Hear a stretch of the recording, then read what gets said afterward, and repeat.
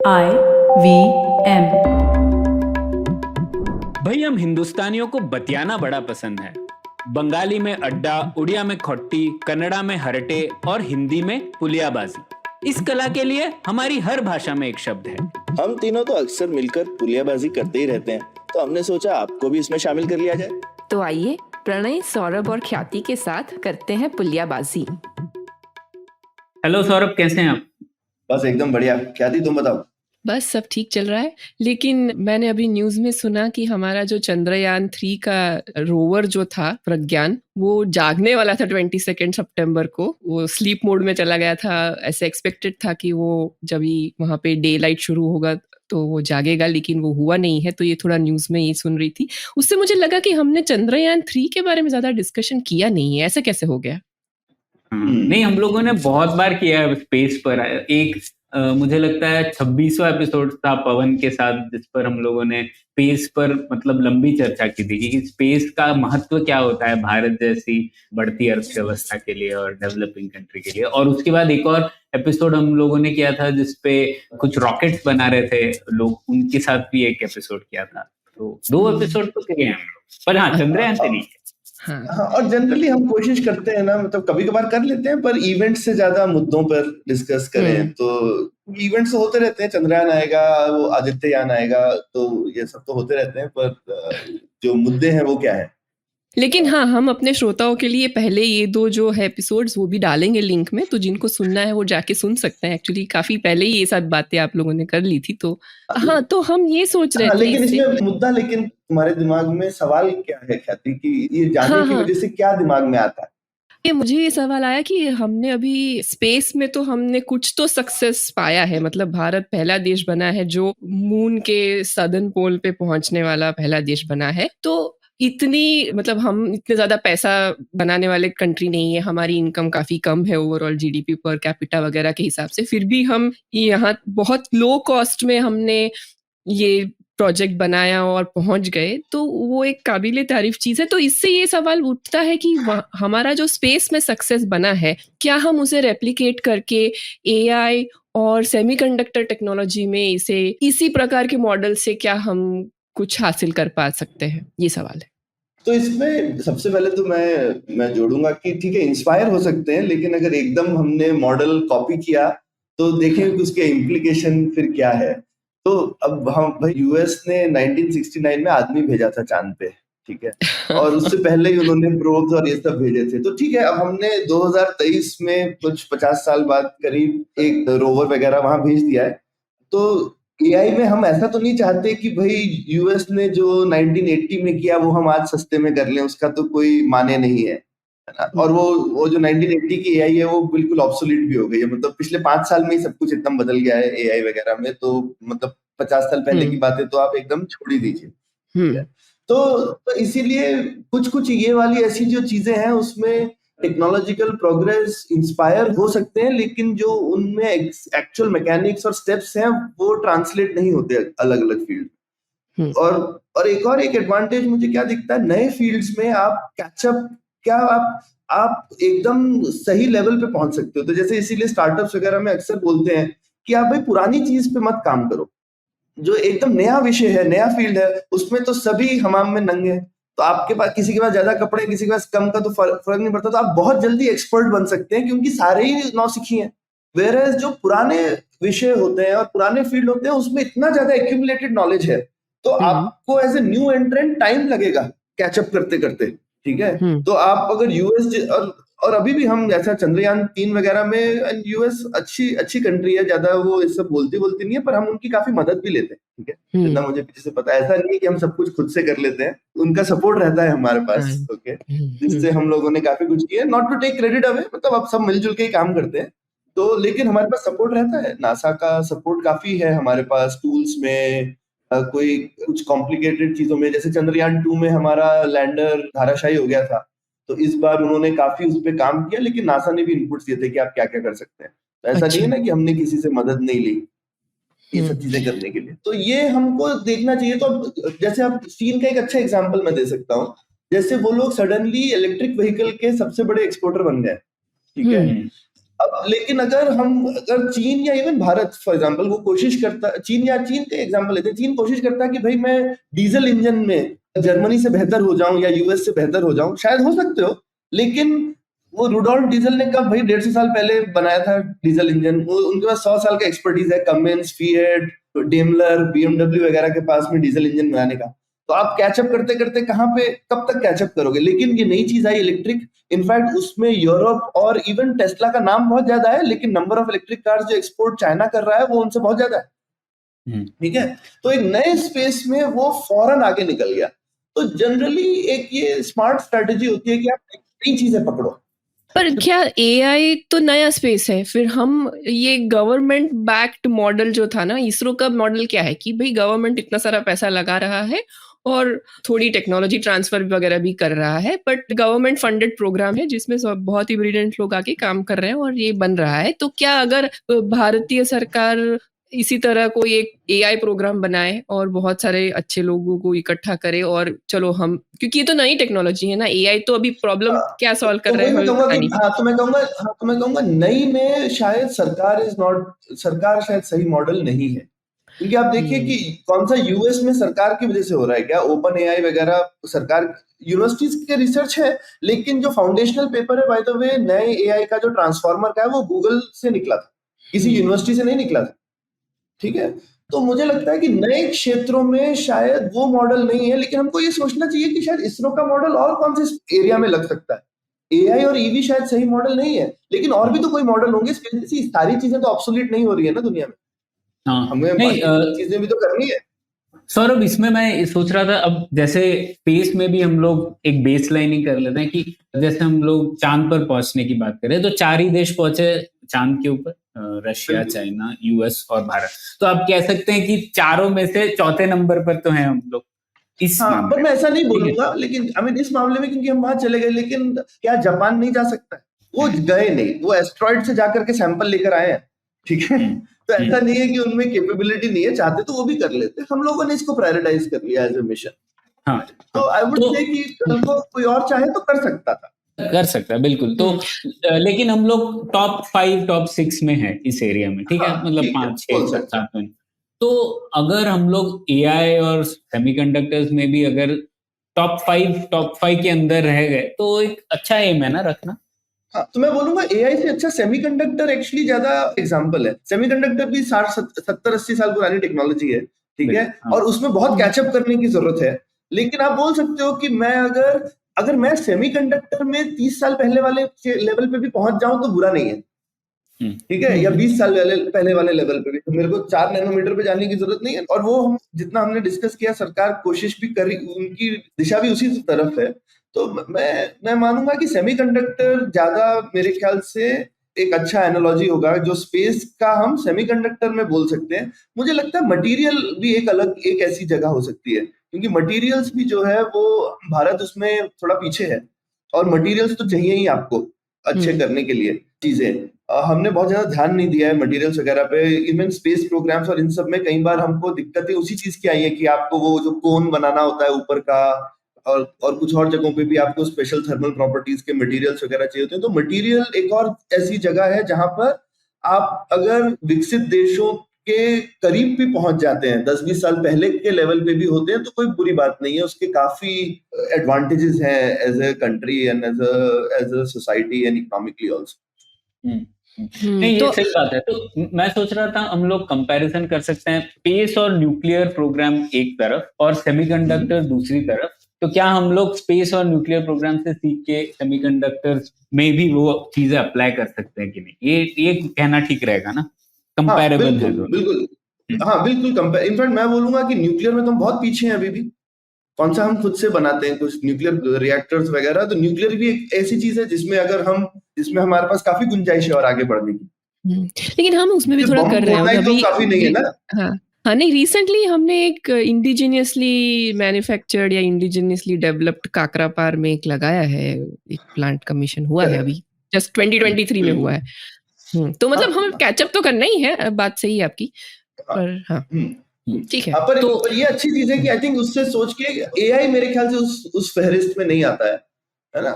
लेकिन हाँ। सेमीकंडक्टर और न्यूक्लियर आता है, और शायद एक मटेरियल्स ऐसी चीज है जो अभी मेरे को दिखता नहीं है कि सरकार के रेडार में है, और अगर हो तो अच्छा होता। ठीक है, तो इसी के बारे में मैं भी सोच रहा था, और मैं देख रहा था कि स्पेस प्रोग्राम और जो ऑपरेशनल स्पेस लॉन्च व्हीकल्स हैं वो किन देशों के पास है। तो ईयू, यूएस, जापान, चीन, Bharat, Israel, north Korea, south Korea, Iran, Ukraine और रशिया, इन सब के पास है। ठीक है, न्यूक्लियर वेपन्स किन देशों के पास है? रशिया, चीन, US, France, north Korea, Israel, Bharat, Pakistan और यूके। तो अगर आप ये लिस्ट देखें, इनमें से एक तो ऐसा कुछ नहीं है कि अगर आप तानाशाही रेजिम हो या मिलिट्री रेजिम हो आप नहीं बना सकते। आई थिंक मिलिट्रीज भी है इसमें, लोकतंत्र भी है इसमें, तानाशाही भी है, सब तरह के देश हैं, एक वो है। और दूसरा, लेकिन एक जो चीज है जो कॉमन है इन सब में, ज्यादातर ये शुरुआत किए हुए थे गवर्नमेंट ड्रिवन एफर्ट्स की तरह, और private sector secondary role play कर रहा था। इवन यूएस में नासा का रोल सेंट्रल था, और उसके बाद उन्होंने कॉन्ट्रैक्टिंग काफी ज्यादा किया 80-90 के दशक में, और अब तो इलॉन मस्क और स्पेस एक्स वगैरह है, लेकिन तब शुरुआत इस तरीके से हुई थी। तो ये एक फैक्ट है स्पेस और न्यूक्लियर प्रोग्राम के दृष्टिकोण से। दूसरा, मैं देख रहा था कि स्पेस और न्यूक्लियर प्रोग्राम में और सेमीकंडक्टर्स में कुछ डिफरेंस है क्या, फंडामेंटल डिफरेंस है क्या? और मुझे लगता है एक फंडामेंटल डिफरेंस है, और मैं आज की डेट की बात कर रहा हूँ। आज की डेट में स्पेस और न्यूक्लियर प्रोग्राम टेक्निकली कॉम्प्लेक्स है और ऑपरेशनली सिंपल है।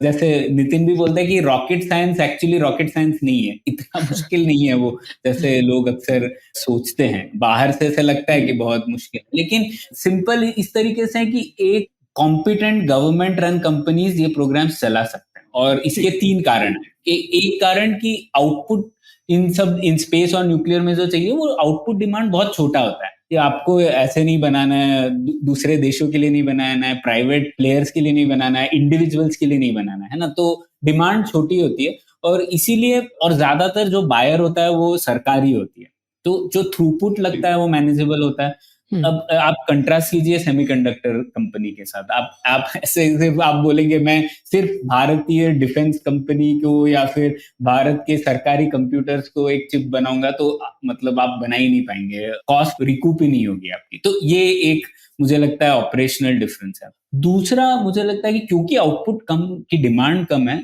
इसमें कैपिटल इन्वेस्टमेंट भी मैनेजेबल होती है। तो मतलब आप देख लीजिए, स्पेस प्रोग्राम की टोटल बजट भारत की 1.5 बिलियन डॉलर्स है, 13,000 करोड़ के आसपास है। उतना तो एक ओल्ड 65 नैनोमीटर की 2 फैब लग सकती है शायद, 65 नैनोमीटर की सेकेंड हैंड इक्विपमेंट लेके। तो इसमें भी मतलब डिफरेंस है ना, क्योंकि आप कैपिटल इन्वेस्टमेंट करोगे और वो सिर्फ इतना कम थ्रूपुट है कि आप मैनेज कर सकते हो एक सरकारी रन कंपनी से। लेकिन अगर आपको सेमीकंडक्टर बनाना है, और वो भी आज की डेट में काफी लोगों को सप्लाई करना है, तो वो फाइनेंशियली सस्टेनेबल नहीं होगा। तो ये दूसरा मुझे लगता है डिफरेंस। और तीसरा, मुझे लगता है कि स्पेस और न्यूक्लियर में सप्लाई चेन बहुत शॉर्ट छोटी होती है, और वो इंडिजिनाइज कर सकते हैं सब्सटेंशियली। मतलब आप देखें, भारतीय स्पेस प्रोग्राम में भी पहले टेक्नोलॉजी ट्रांसफर हुई यूएस से और यूएसएसआर से, जैसे आप बोल रहे थे, और फिर एक स्मॉल सेट ऑफ जो ब्रिलियंट साइंटिस्ट थे वो आए, जैसे डॉक्टर यूआर राव और विक्रम साराभाई और होमी बाबा न्यूक्लियर एरिया में, ये सब लोग यूएस यूके वगैरह में से पढ़ के आए, और थोड़ा टेक्नोलॉजी ट्रांसफर वहां से हुआ। लेकिन एक बार इनिशियल टेक्नोलॉजी ट्रांसफर हो गया, उसके बाद ज्यादातर चीजें भारत ने ही की, और इसलिए भी था क्योंकि स्पेस और न्यूक्लियर पे हमारे ऊपर सैंक्शंस भी थे, लेकिन हम कर पाए। जितना भी सैंक्शंस के बावजूद काफी चीजें थी, लेकिन हम लोग कह सकते हैं कि सैंक्शंस को हम लोगों ने हमें हराने नहीं दिया, और आज भारत को लोग मानते हैं कि न्यूक्लियर और स्पेस पावर तो है लेजिटिमेट सैंक्शंस के बाद। तो ये भी सक्सेस था, ये कर सकते हैं आप स्पेस और न्यूक्लियर में। इनिशियल टेक्नोलॉजी ट्रांसफर चाहिए, कुछ एक ब्रिलियंट साइंटिस्ट चाहिए, तो आप लोग सप्लाई चेन को इतनी बड़ी नहीं है, हम लोग इंडिजिनाइज कर सकते हैं।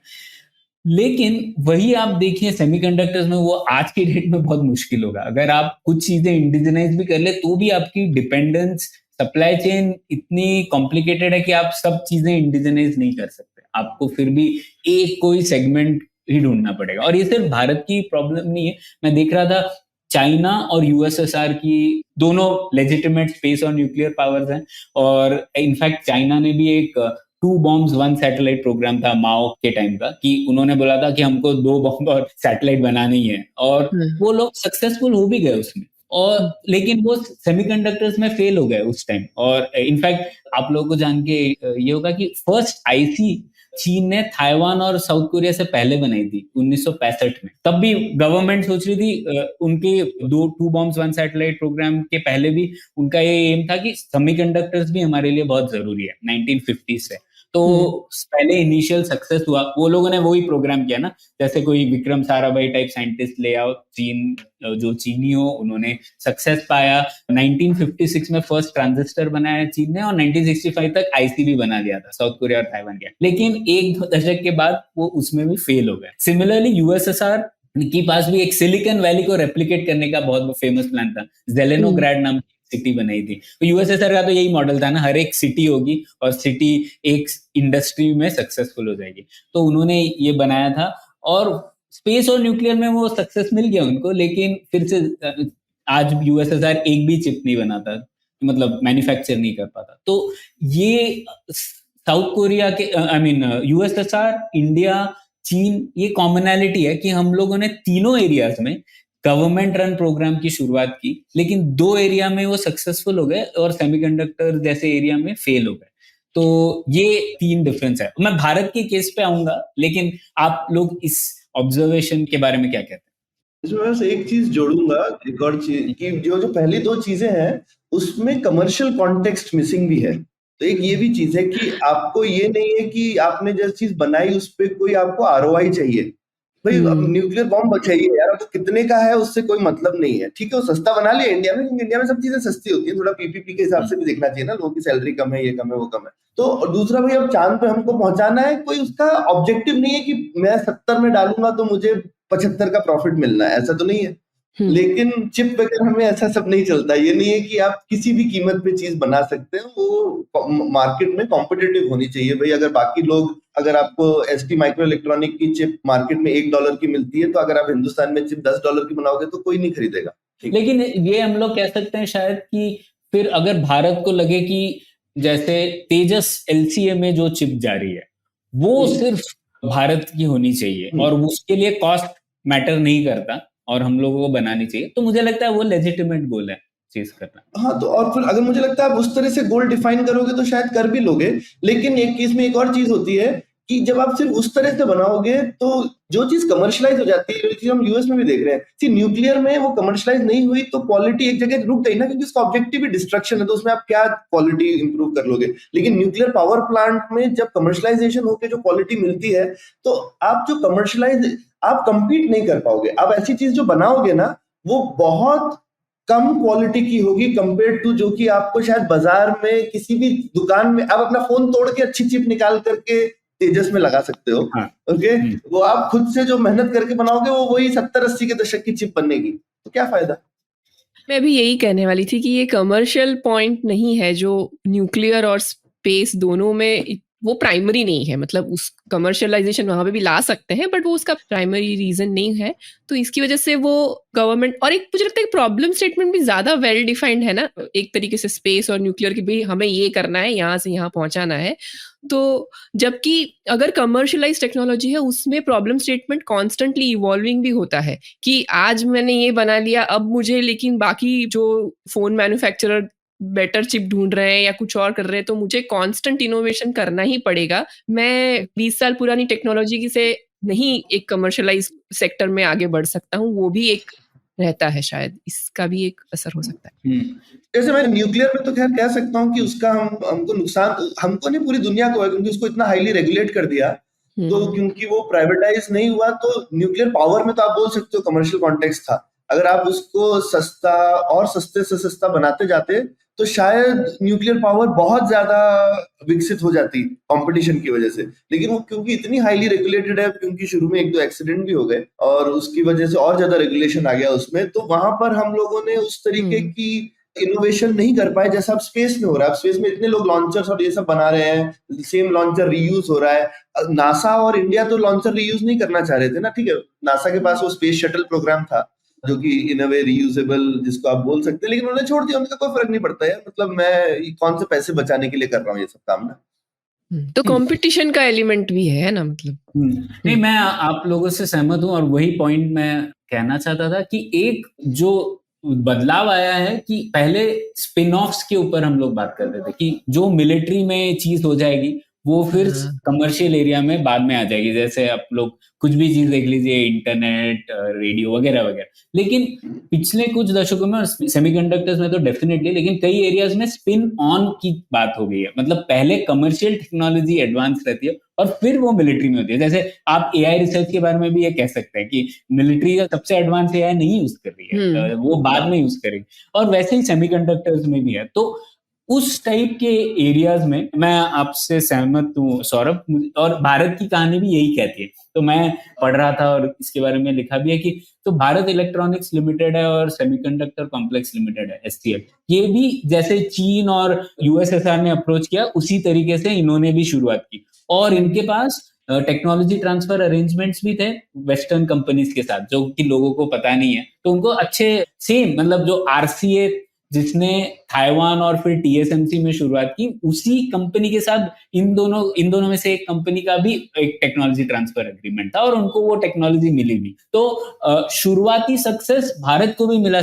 इस मॉडल से, गवर्नमेंट रन मॉडल से। Okay. और इन्होंने चिप्स बनाई, ट्रांजिस्टर्स वगैरह, और फिर आईसीज बनाना शुरू किए। लेकिन 1980 के दशक में आते आते वो फेल हो गए। और इसका कारण यही था सौरभ, जैसा कि आप कह रहे थे, मैंने 3 कारण देखे। एक कि गवर्नमेंट रन कंपनीज को कोई इंसेंटिव नहीं था कि जो हाइपर कॉम्पिटिटिव स्पेस था 1980 तक, नया नया कैपिटल इन्फ्यूजन करना है, टेक्नोलॉजी अपग्रेडेशन करना है आपको 85 नैनोमीटर से 70 नैनोमीटर या जो भी उस टाइम का नोड था, तो क्यों करें? सरकारी रन कंपनी है तो कोई इंसेंटिव नहीं है ना, आपको प्रोड्यूस करना है आपकी गवर्नमेंट के लिए या आपके मिलिट्री के लिए, तो कोई इंसेंटिव। और धीरे धीरे उनके प्रोडक्ट्स कॉस्टली होते चले गए कंपेयर टू इंपोर्टेड प्रोडक्ट्स। और कस्टमर्स जो सरकार के अंदर थे वो भी नहीं चाहते थे कि वो बीईएल और एचसीएल से ले, क्योंकि उनको सस्ती चीजें मिल रही थी बाहर से। तो ये एक पॉइंट था। दूसरा कि ये कंपनीज को इंटरनली भी कंपटीशन से शील्ड किया गया। जब सरकारी रन होती है तो ये भी होता है। तो जैसे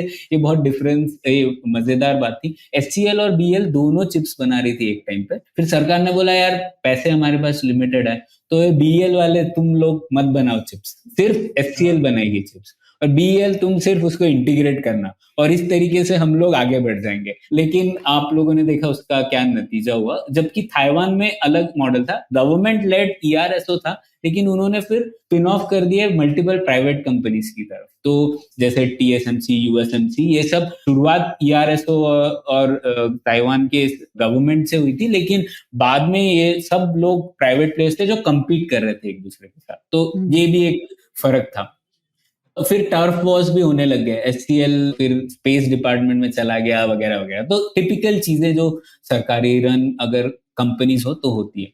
तीसरा मैंने देखा कि क्योंकि हम लोगों के पास तब एक्सचेंज रेट कम, मतलब तब हमारे पास फॉरेन एक्सचेंज कम था और एक्सचेंज रेट पे बहुत ध्यान रहता था सरकार का, तो उसकी वजह से ये भी चीजें हो गई कि सरकार इन कंपनीज को इंपोर्ट नहीं करने देती थी। जो इनको प्रोडक्ट्स चाहिए होंगे ना नए चिप्स बनाने के लिए, एडवांस चिप्स बनाने के लिए, बहुत देर लगती थी इंपोर्ट करने के लिए ये सब चीजें। तो उस वजह से भी ये कॉम्पीट ही नहीं कर पाए इंटरनेशनल। तो धीरे धीरे हम लोग सेल्फ रिलायंस के चक्कर में ये दोनों कंपनीज इतनी पीछे रह गई कि जो हम लोग बोल रहे थे कि किस तरीके से लीड कर सकते हैं, हम लोग कैचअप भी नहीं कर पाए। तो ये एक डिफरेंस लगा। तो नहीं, बिल्कुल मुझे लगता है कि ये मेरे को एक काफी देर से किसी ने बोला था कि शायद ओनरशिप उतना मैटर नहीं करती है जितना कंपटीशन। तो हमको कभी कभी दोनों चीजों को मिक्स नहीं करना चाहिए। और ये लेकिन गवर्नमेंट ओनरशिप से कंपटीशन कम हो भी जाता है, क्योंकि गवर्नमेंट इस तरीके के बेवकूफाना डिसीजंस लेती है। लेकिन आप समझदारी कर सकते हैं गवर्नमेंट ओन चीजों के साथ भी,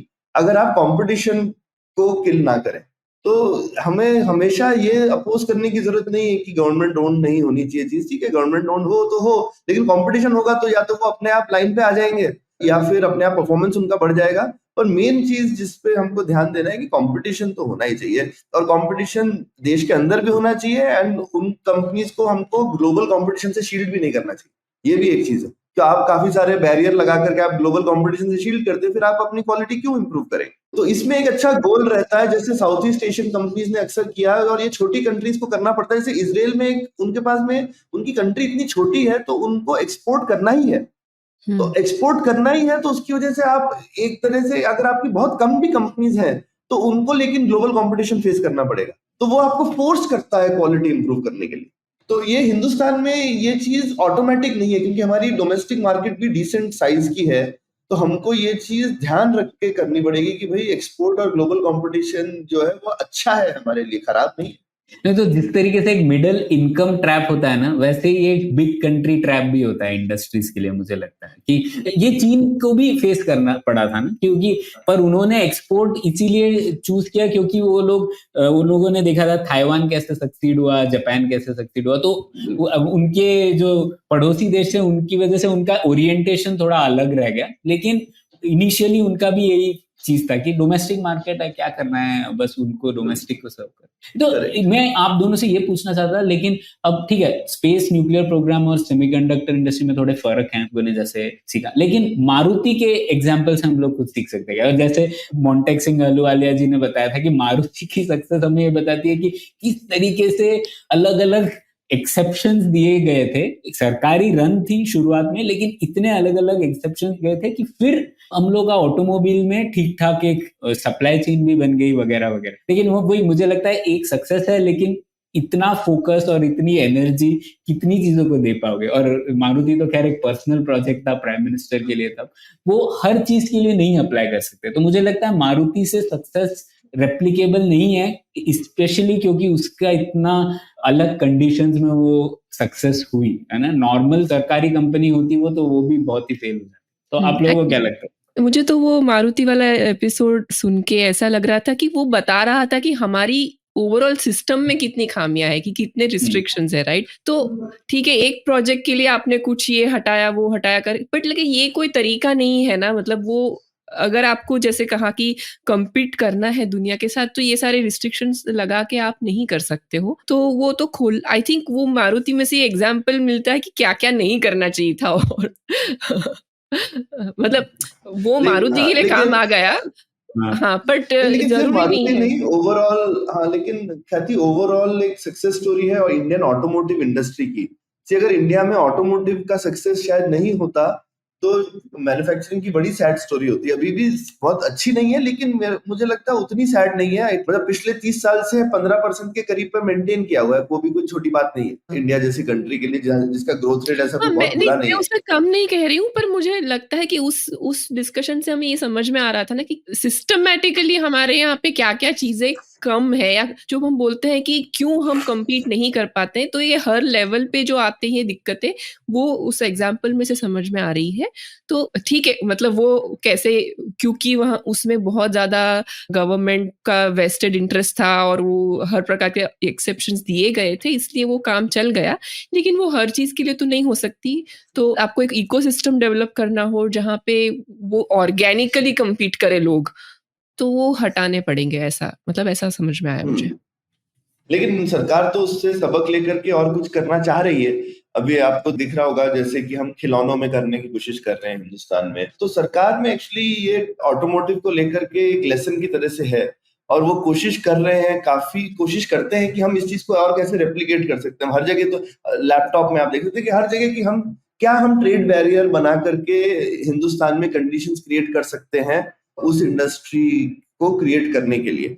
और कॉम्पिटिटिव इंडस्ट्री है ऑटोमोटिव में, हम ये नहीं बोल सकते कि ट्रेड बैरियर लगा के हमने अनकॉम्पिटिटिव इंडस्ट्री बना दी, वहां कॉम्पिटिटिव बना दी। अब मेरे हिसाब से थ्योरी तो सारी इकोनॉमिक्स की ये कहती है कि ये नहीं करना चाहिए, लेकिन हमारे पास में जीता जाता एग्जांपल है कि काम कर गया एक स्पेस में। लेकिन इसको अब हर जगह लगाएं तो ये कैसे? पर सौरभ, ट्रेड बैरियर्स कहाँ थे? मारुति के लिए ट्रेड बैरियर्स नहीं थे ना। ट्रेड बैरियर मैं बताता हूँ आपको क्या थे, कि हमने सेकंड हैंड कार के इंपोर्ट्स पे ट्रेड बैरियर लगा रखे थे ना। तो अगर आप सस्ती सेकंड हैंड कार मिल रही होती हिंदुस्तान में प्रणय, तो शायद ये लोकल कार मैन्युफैक्चरर्स की गाड़ियां नहीं चल पाती इंडिया में। मैं इसमें थोड़ा सा बताना चाहती हूँ। मैं अभी कीनिया गई थी, तो कीनिया में सारी जापानीज गाड़ियां हैं चलती, क्योंकि वहां पे जो भी 10-15 साल के बाद गाड़ी पुरानी हो जाती है, बहुत अच्छी गाड़ी, मतलब रिफर्बिश होके, बट ऐसे लगता नहीं है कि ये कोई पुरानी गाड़ी है, बहुत ही अच्छी। बट सारी गाड़ियां मोस्टली सेकंड हैंड है, बट मस्त गाड़ी थी, मतलब ऐसे था। तो अभी हमारे यहाँ पे वो नहीं देखेंगे। आप पाकिस्तान को देख लो, श्रीलंका को देख लो, राइट। वहां पे अगर आप वहां की आप शहर में जाओगे, अभी आजकल नहीं लगता क्योंकि आजकल हिंदुस्तान में बहुत अच्छी गाड़ियां हैं, लेकिन 1990 वगैरह में आपको पाकिस्तान की सड़क की अगर क्लिपिंग्स देखो, उनके सीरियल्स वगैरह में लगता था अरे यार ये तो बड़ी फंटास्टिक गाड़ियां हैं, हिंदुस्तान में सिर्फ 4 गाड़ियां चलती हैं, क्योंकि वहां पे सारी इंपोर्टेड गाड़ियां थी। हाँ, नहीं ट्रेड बैरियर तो कभी नहीं जाते, वो तो मैं बोल रहा हूँ, लेकिन जैसे अगर 100 स्कोर है ट्रेड बैरियर का मारुति के लिए, सिर्फ मारुति के लिए, जैसा अलू वालिया जी ने बताया, वो 100 को हम लोगों ने 60 या 70 पर लेकर आ गए, सिर्फ मारुति के। बाकी सबके लिए वो 120 थे। तो ये वो डिफरेंस था। बिल्कुल वो है, लेकिन एक ओवरऑल ट्रेड बैरियर था जिसमें मारुति पनप पाई। लेकिन एक बोल सकते हैं कि मारुति सही में स्पेशल प्रोजेक्ट था। मारुति जैसी गाड़ी तो बाकी और जगहों पे भी थी नहीं ना, लेकिन एक उतनी 800 सीसी की, मतलब वो गाड़ी हिंदुस्तान के लिए डिजाइन की गई। ऐसा भी नहीं था ना कि हमने सिर्फ एक टेक्नोलॉजी ट्रांसफर करके बना दिया, मतलब एक हिंदुस्तान के हिसाब से गाड़ी जो रगेड भी थी, हिंदुस्तान में कोई भी उसको सर्विस कर सकता, बहुत कुछ किया, राइट। तो इट वाज थोड़ा सा टॉप डाउन लेड इनोवेशन, और उसमें आप बोल सकते हैं कि मैनेजमेंट जो थी, शायद सुजुकी भी थी। सुजुकी की तो जान बचा ली मारुति ने। सुजुकी पूरी दुनिया में फेल है, सिर्फ हिंदुस्तान की वजह से चल रही है मेरे हिसाब से, ठीक है। काफी तो सुजुकी को भी बहुत फायदा हुआ बेट लेके इंडिया पे। तो जनरली मारुति एक बड़ा सक्सेस है हिंदुस्तान के लिए, मैं तो ये बोलूंगा। बट सेमीकंडक्टर में हम ये मॉडल अप्लाई करने की कोशिश नहीं कर रहे हैं, राइट? हम वैसे ही हम कोशिश कर रहे हैं कि फॉरेन कंपनीज आके यहाँ पे बनाए।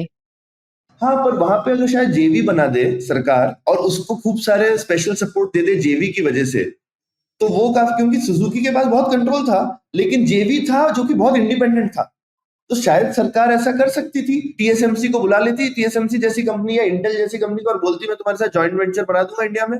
तो शायद हमारा सवाल प्रणय ख्याति नहीं होना चाहिए था कि इसरो को कैसे रेप्लिकेट करे, मारुति को कैसे रेप्लिकेट करे, क्योंकि मारुति एक्चुअली एक सक्सेस स्टोरी है जिसकी काफी स्पेशल कंडीशंस है, लेकिन उसको हमने बहुत रेप्लिकेट नहीं किया है। एक्चुअली सरकार का प्लान तो वही है, क्योंकि कोई भी सरकार बिल्कुल नहीं कह रही कि किसी भारत की कंपनी को या किसी गवर्नमेंट रन कंपनी को अभी सेमीकंडक्टर्स बनाना है भारत। तो प्रोग्राम तो यही है कि माइक्रॉन आ जाए या फिर नहीं, पर वहां पे भी ना प्रणय, हाँ वहां पे हम लेकिन मारुति वाला खेल नहीं कर रहे हैं हम, लेकिन शायद नहीं करने की जरूरत है, मे बी 80s में जरूरत थी। वहां हमने एक्चुअल जॉइंट वेंचर बनाया, लेकिन हम सेमीकंडक्टर में हम आज के दुनिया में जैसे है, अभी तो हम स्कोडा आ जाए, वॉक्सवैगन आ जाए, बीएमडब्ल्यू आ जाए, वो आके इंडिया में गाड़ियां बनाए, राइट, हम उनको एनकरेज करते हैं। लेकिन हम अब सरकार गाड़ियों में ये थोड़ी कोशिश कर रही है कि मैं आगे, लेकिन क्या सेमीकंडक्टर में हम कोशिश करनी चाहिए मारुति जैसे एक बड़ा जॉइंट वेंचर बनाया जाए?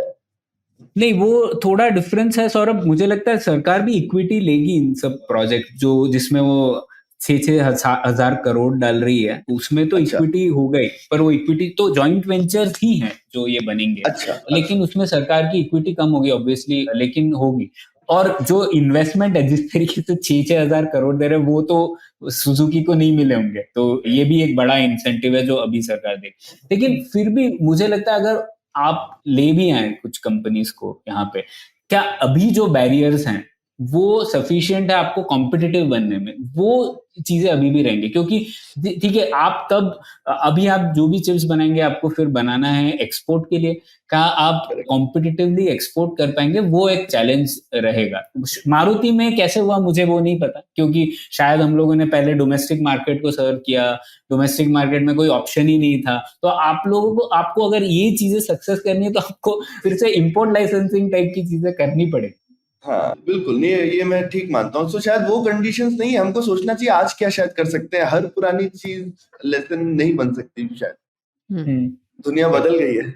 और शायद सप्लाई चेन भी है जो कि काफी कॉम्प्लिकेटेड है सेमीकंडक्टर्स में भी, शायद ऑटोमोबाइल्स में भी है, लेकिन यहाँ पर आपको इस पूरे सेगमेंट में आप कोई भी चीज पूरी तरीके से आत्मनिर्भर नहीं हो पाओगे। शायद ऑटोमोबाइल्स में आप हो सकते हो मटेरियल्स के अलावा, तो वो भी एक चैलेंज है।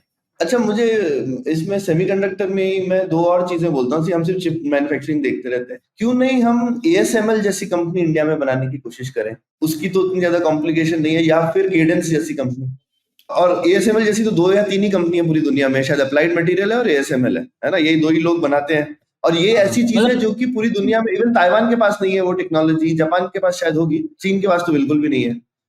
है ना? नहीं तो हाँ हम मतलब कर है सकते हैं। सेमीकंडक्टर मैन्युफैक्चरिंग इक्विपमेंट, हाँ 6-7 कंपनी होगी, टोक्यो इलेक्ट्रॉन है, चाइना में है, हाँ, ASML एकदम कटिंग एज पर है, पर है तो मैं आपसे ये इस बारे में सहमत हूँ कि हाँ हम लोग अगर वही कैचअप वाली चीज सोचेंगे और वही चीज जो चीन ने 10 साल पहले की और यूएस ने 50 साल पहले की, तो कोई पॉइंट नहीं है, क्योंकि आजकल की इंडस्ट्री में हमें सप्लाई चेन के बारे में सोचना चाहिए, हम लोगों को चिप्स के बारे में नहीं सोचना चाहिए। चिप की अंदर की क्या सप्लाई चेन है, उसमें से हम लोग किस चीज को ऑक्यूपाई कर सकते हैं जल्दी से जल्दी, वो देखना है, और बस उतना अगर हम लोग उस पे एक जेवी या इस टाइप का प्रोग्राम बनाने की सोचे तो शायद बात बन सकती है। लेकिन अगर हम लोग सोचे कि हम लोगों को पूरी चिप्स यहाँ बनानी है, तो मतलब इतना पैसा डालेंगे और हम लोग कॉम्पिटिटिव भी नहीं हो पाएंगे, क्योंकि ये ध्यान रखिए कोई भी बिजनेस, आपको तो मेरे से बहुत ज्यादा पता है, भारत में करना कंपेयर टू अदर कंट्रीज मुश्किल होगा,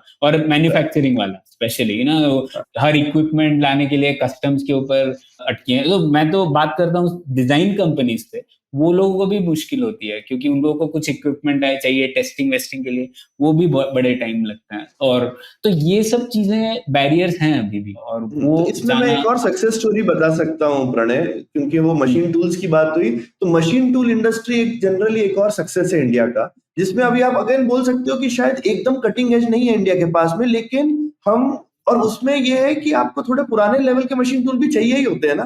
तो मशीन टूल इंडस्ट्री इंडिया की बहुत बड़ी है, एक्सपोर्ट भी करती है, और ये हमने जॉइंट वेंचर्स के थ्रू बनाई थी। जैसे HMT वगैरह, अभी HMT को लोग देखकर सोचते हैं कि ये फेल हो गई या कुछ हो गया, पर मैं ऐसा नहीं देखता हूँ। HMT, बाकी पूरी मशीन टूल इंडस्ट्री में सब HMT के ही लोग हैं, पूरी इंडस्ट्री में टैलेंट क्रिएट हो गया भाई, ठीक है। वो कंपनी नहीं भी चली तो टैलेंट तो क्रिएट हो गया आपका कंट्री के अंदर में। तो पुराने जितने HMT के लोग थे वो अभी भी, या फिर NGF है जो मोटर्स बनाती थी, पुराने सबसे अच्छे मोटर डिजाइनर अभी भी उसी के, हमने सीमेंस के साथ में एक मोटर डिजाइन कंपनी शुरू की थी जेवी में। तो इंडिया ने काफी जगहों पे ये जेवीज बनाए, लेकिन हम बहुत आगे तक नहीं चला पाए उनको, लेकिन टैलेंट क्रिएट हो गया, और शायद सस्टेन्ड एफर्ट भी चाहिए। हर चीज को हम एक करके ऐसे छोड़ नहीं सकते ना, मतलब जिस तरीके का फोकस एक चीज पे होता है, तो NGF फाइनली फेलियर हो गया, उसमें कुछ नहीं निकला। लेकिन मशीन टूल एक ऐसी इंडस्ट्री है जिसमें प्राइवेट सेक्टर बहुत बड़ा हो गया इंडिया में, ठीक है, सरकारी सेक्टर नहीं है, लेकिन प्राइवेट सेक्टर मशीन टूल्स का बहुत बड़ा है। राजकोट में, कोयम्बतूर में, बैंगलोर में, पुणे में खूब कंपनीज हैं जो CNC मशीन्स और ये सब बनाती हैं, ठीक है। तो इस तरह से मुझे लगता है कि शायद अगर हम सेमीकंडक्टर की मशीन टूल्स में एक बड़ा जेवी बनाएं, तो उसकी वजह से जो टैलेंट क्रिएट होगा उससे प्राइवेट सेक्टर भी क्रिएट हो जाएगा ओवर टाइम। मैं सहमत हूँ उससे, लेकिन वो ये हर एक चीज की अवसर लागत है, इन सब चीजों में अवसर लागत है, तो आपको सोचना है कि किस एरिया में हम लोग चीजें करें जिससे कि वो अवसर लागत हम लोग का भरपाया हम लोग कर पाएंगे, जो रिटर्न्स होंगे, बेनिफिट्स फायदेमंद होंगे। नहीं, वो तुमने, शायद क्योंकि तुमने जो बेसिकली इतने सारे क्राइटेरिया बताया, उसकी वजह से मैंने सोचा कि जिसमें बहुत कॉम्प्लिकेटेड सप्लाई चेन नहीं है, वो नो हाउ ज्यादा इंपॉर्टेंट है सप्लाई चेन से, और बहुत कम लोग हैं दुनिया में, तो अगर आप उस सप्लाई चेन में घुस जाए तो आप क्रिटिकल हो जाएंगे। आप डाउनस्ट्रीम वाली एक्टिविटी क्यों करना चाहते हैं, आप अपस्ट्रीम वाली करके अपनी बार्गेनिंग पावर दुनिया में बढ़ा सकते हैं। वही मेरा सेमीकंडक्टर एरिया में मेरा वही आर्ग्यूमेंट है कि वो तो आप और कुछ करो ही मत। हाँ, तो मुझे लगता है कि शायद हमको ASML शायद नहीं मानेगा, जैसे हमने सुजुकी के साथ किया, शायद हमको जापान में टोक्यो इलेक्ट्रॉनिक या किसी और से बात करके बोलना चाहिए, चलो यार हम हिंदुस्तान में वैसा कंपनी बनाएंगे और ASML को पीछे छोड़ेंगे। नहीं, आप जो बता रहे थे ना वो ठीक है, कैपेबिलिटी बिल्डिंग के एंगल से सही बोल रहे हैं, लेकिन वो कॉम्पिटिटिवनेस तभी भी कितना आ पाएगा, वो जब तक वो प्रोटेक्शन रहेगा तो कॉम्पिटिटिवनेस होगी, जब आप वो हटा देंगे प्रोटेक्शन फिर आप वहीं पे पहुंच जाओगे, तो वही बात आ जाती है। लेकिन मशीन टूल में लेकिन ऐसा नहीं हुआ ना, मैं बोल रहा हूँ जैसे मोटर में हुआ, अभी हमारे इंडिया में उतनी हाई एंड मोटर्स, लेकिन ये है कि अब जैसे जो पंप्स और इन सब की मोटर्स वगैरह वो तो इंडिया में बनती है ना, ठीक है, लेकिन नए फील्ड में रह गई पीछे, लेकिन खूब टैलेंट डेवलप हो गया। और ये ऐसी टेक्नोलॉजीज अगेन आप देख सकते हो कि थोड़ी पुरानी टेक्नोलॉजी भी कंट्री में हो तो फायदा रहता है। ऐसा नहीं है कि आपको एकदम कटिंग एज पे ही होना है, अगर आप स्ट्रेटेजिक टर्म्स पे सोचो तो मोटर एक ऐसी टेक्नोलॉजी है, इसी तरह से मशीन टूल भी ऐसी टेक्नोलॉजी है। एटलीस्ट हमारे यहाँ पे CNC मशीन बनाना तो आता है हमको ना, राजकोट में भी बनती है, हम 5-10 लाख में बना लेते हैं और एक्सपोर्ट करते हैं, ठीक है। बोरवेल मशीन्स भी एक ऐसा उदाहरण है ना। हाँ, बोरवेल बिल्कुल जो कोयम्बतूर वाले बनाते हैं। तो ऐसा मुझे लगता है कि हम लोगों ने टेक्सटाइल मशीनरी भी है, ये लोहिया नाम की कंपनी है ना, कानपुर की है, कहाँ की है, बहुत एक्सपोर्ट करती है टेक्सटाइल मशीनरी। है ना। तो हमारे पास है एग्जांपल्स इस तरीके के जो कि हिंदुस्तान में कॉम्पिटिटिव, तो अगर आप बोलते हैं कि शायद वो इंपोर्ट हमने बंद कर दिया इसलिए कॉम्पिटिटिव नहीं है, पर ऐसा नहीं है, एक सेगमेंट में है। मतलब आप वैसा बोल सकते हो शायद हम वो 100 नैनोमीटर वाली चिप में जैसे अगर बन जाए तो हम मशीन टूल उस लेवल की एक्सपोर्ट करते हैं पूरी दुनिया में। हाँ, और आप उसका इक्विवेलेंट ले लोगे कि अभी हम लोग फोन असेंबल कर ही रहे हैं भारत में, एप्पल आईफोन 15 भी असेंबल हो जाएगा। बिल्कुल बिल्कुल बिल्कुल, वो कैपेबिलिटी है इंडिया में, और शायद वो capability by the way automotive sector की वजह से डेवलप हुई है, क्योंकि मैन्युफैक्चरिंग कैपेबिलिटी बहुत अच्छी है इंडिया में अभी। क्वालिटी वगैरह जो है मैन्युफैक्चरिंग की, अभी तो हम लोग यूएस की फैक्ट्रीज में भी जाते हैं ना, मतलब जाके बहुत अच्छा लगता है कि इंडिया की फैक्ट्री बेहतर है काफी तौर पे। ठीक है, तो मतलब हमारे इसका निष्कर्ष क्या निकला फाइनली कि आई थिंक डिवाइडेड है इसमें, दोनों का मत नहीं, थोड़ा थोड़ा अलग है। नहीं, मुझे लगता है कि शायद हमको अवसर ढूंढना है कहाँ पर है। मेरी तो इस डिस्कशन से ये सीख थी कि शायद ये डिस्कशन यूजफुल है, इससे हम शायद वो थोड़े से क्राइटेरिया देख सकते हैं जिससे हम देखें कि हमारा बिगेस्ट जिसको बोलते हैं बैंग फॉर द बक किधर है, किधर इंटरवेंशन करना चाहिए। ये भी तो इम्पोर्टेंट है क्योंकि हर जगह तो नहीं कर सकते, तो शायद और इस तरीके का एनालिसिस करें तो हमको इंटरवेंशन की, और ये कहना कि इंटरवेंशन बिल्कुल ही नहीं चाहिए वो भी गलत है, लेकिन हर जगह इंटरवेंशन चलेगा ऐसा भी नहीं। जैसे हमने फिगर आउट किया कि लाइक एआई तो वो उस टाइप की चीज नहीं है, लेकिन कोई और हो सकती है। ऐसा हमको एक ही ब्रश से सारा नहीं कर देना चाहिए, ये सीधा यस और नो नहीं है, which is how life is. सही बात है। हाँ, नहीं, ये कैटेगराइजेशन बहुत जरूरी है, क्योंकि हम लोग टेक्नोलॉजी बोल के इन सब लोगों को हम लोगों को लगता है ये सब सेम है और सेम टाइप की इंस्ट्रूमेंट चाहिए, लेकिन इन हथकंडे अलग अलग चाहिए इन सब चीजों के लिए। तो इनका नेचर क्या है ये समझना बहुत जरूरी है। जैसे हम लोग अभी भी कह रहे थे कि आज के टाइम पे किसी इंडस्ट्री की बात करना भी मुझे लगता है व्यर्थ है। हम लोग को सप्लाई चेन के बारे में ही सोचना चाहिए और सेगमेंट्स के बारे में सोचना चाहिए। तो इस तरीके की चीजें, यही सीख है, शायद इसके ऊपर काफी बिल्ड कर सकते। हम लोग हमारे श्रोताओं दर्शकों से भी पूछते हैं कि आपको क्या लगता है कि मारुति से कोई लेसन हम लोग सीख सकते हैं क्या, या फिर जैसे सौरभ कह रहे थे मशीन टूल्स इंडस्ट्री से, आपके अनुभव में ऐसे कुछ लेसन है क्या जो हम लोग अप्लाई कर सकते हैं कुछ अलग एडजेसेंट टेक्नोलॉजी एरियाज में। तो इसी के साथ खत्म करते हैं पुलियाबाजी। शुक्रिया, धन्यवाद। शुक्रिया। उम्मीद है आपको भी मजा आया। यह पॉडकास्ट संभव हो पाया है तक्षशिला इंस्टीट्यूशन के सपोर्ट के कारण। तक्षशिला पब्लिक पॉलिसी में शिक्षा और अनुसंधान के लिए स्थापित एक स्वतंत्र संस्था है। आप दुनिया के किसी भी कोने में हो, आपकी उम्र कुछ भी हो, अगर आप पब्लिक पॉलिसी, विदेश नीति या टेक्नोलॉजी गवर्नेंस में रुचि रखते हैं तो तक्षशिला की वेबसाइट takshashila.org.in पर उनके कोर्सेज को जरूर चेक कीजिए। और अगर आप पुलियाबाजी में शामिल होना चाहते हैं तो हमसे कनेक्ट कीजिए puliyabazi@gmail.com पर या फिर @puliyabazi ट्विटर पर। शुक्रिया। IVM